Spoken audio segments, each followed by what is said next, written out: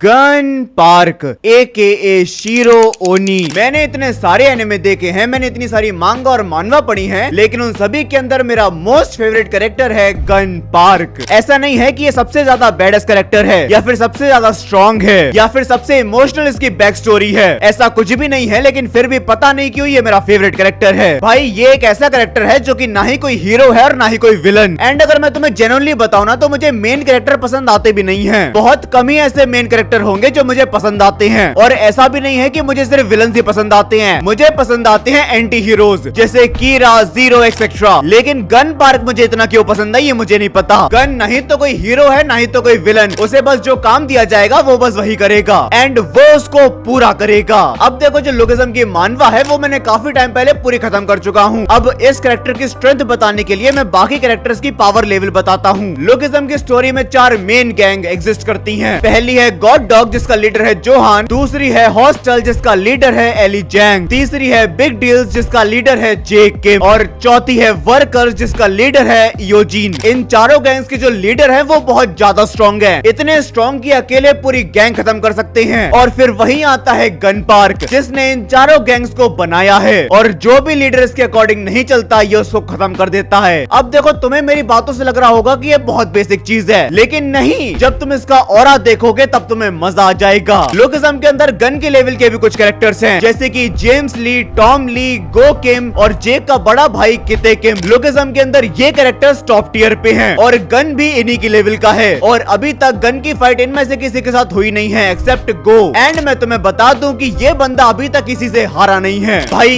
इस बंदे को बचपन से ही ट्रेनिंग दी गई है, लव, केयर और मर्सी। इसकी जिंदगी में इनमें से कुछ भी नहीं है। और एक मोमेंट जिसको देखने के बाद मुझे लिटरली गूज़ बम्स आ गए थे। एक आर्क के दौरान बिग डील गैंग और वर्कर्स की गैंग के बीच में वॉर हो रही थी, एंड इन दोनों गैंग्स में मुझे बिग डील पसंद है और वर्कर्स मुझे नहीं पसंद। अब जो वर्कर्स गैंग है उसके पास पावर बहुत है, तो मुझे लग रहा था कि भाई बिग डील्स को कौन बचाएगा। एंड उस मोमेंट पे एंट्री होती है गन पार्क की, एंड भाई लिटरली वो मोमेंट बहुत ज्यादा गूज़बम्स वाला था। मेरे को बस अंदर से फील हो रहा था कि अब गन आ चुका है तो ये वर्कर्स तो खत्म होने वाली है। लेकिन उसी मोमेंट पे वर्कर्स की तरफ से जेम्स लिया जाता है, एंड यहाँ पर इन दोनों की फाइट नहीं देखने को मिलती है। और वर्कर्स की तरफ कोई भी ऐसा बंदा नहीं था जो गन से फाइट कर सके, कोई उसके लेवल का था ही नहीं। लेकिन फिर जब वहाँ पे जेम्स ली की एंट्री होती है, मुझे लगा था कि इस बार गन वर्सेस जेम्स ली तो होने ही वाला है। और जेम्स ली भी वर्कर्स का पार्ट नहीं है, उसको भी ऑर्डर मिले थे कि जाके गन को रोको। मतलब तुम ये देखो,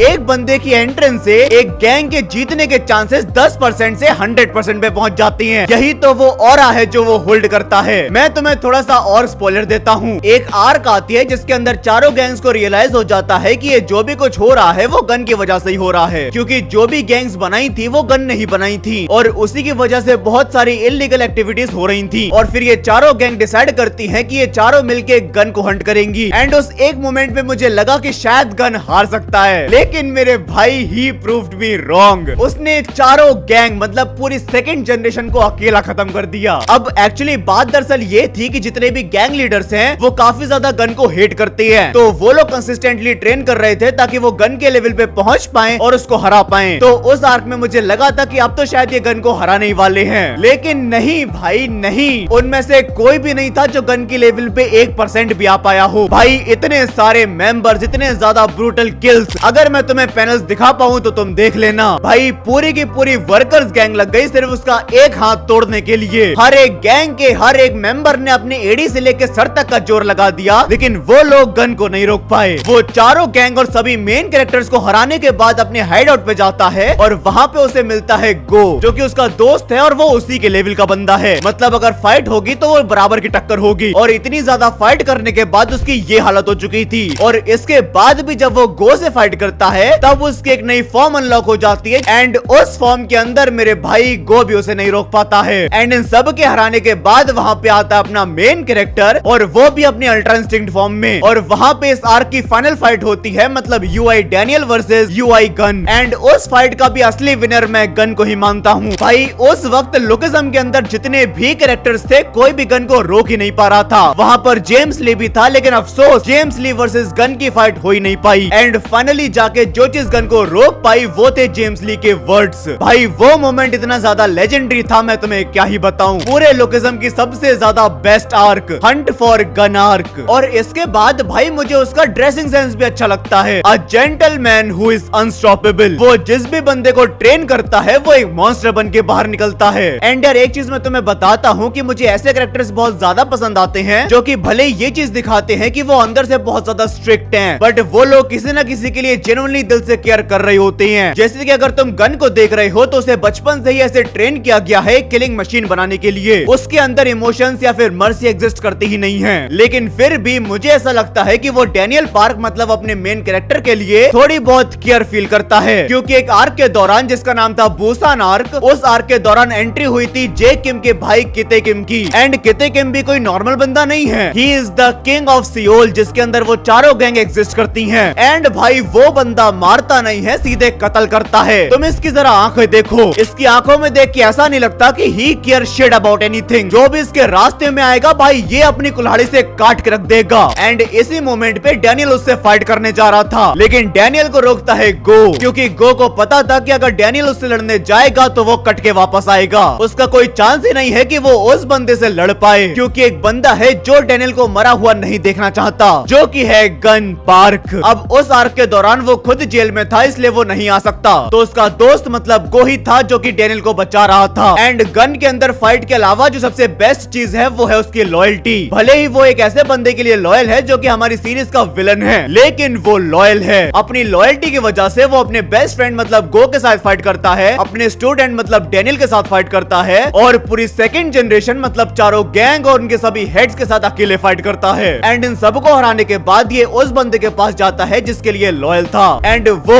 उसी के सामने सुसाइड कर लेता है, जो कि होता है चेयरमैन चार्ल्स चोई। अब यार इस कैरेक्टर के बारे में मैं जितना बात करूं उतना ज्यादा कम है। मुझे बस अपने सबसे फेवरेट कैरेक्टर के बारे में तुमसे बात करनी थी, तो इसीलिए मैंने ये वीडियो बना दी। अगली वीडियो आएगी बर्जर्क के ऊपर, तो उसके लिए तुम वेट जरूर करना। तो चलो गाइस आज के लिए बस इतना ही। आई होप तुम्हें वीडियो पसंद आई होगी। अगर तुम्हें वीडियो पसंद आई हो तो वीडियो को लाइक कर देना, और अगर तुम चैनल पे नए हो तो सब्सक्राइब भी कर लेना। तुम मुझे इंस्टाग्राम पे भी फॉलो कर सकते हो, link in the description box. तो चलो गाइस मिलते हैं नेक्स्ट वीडियो में, तब तक के लिए सायोनारा।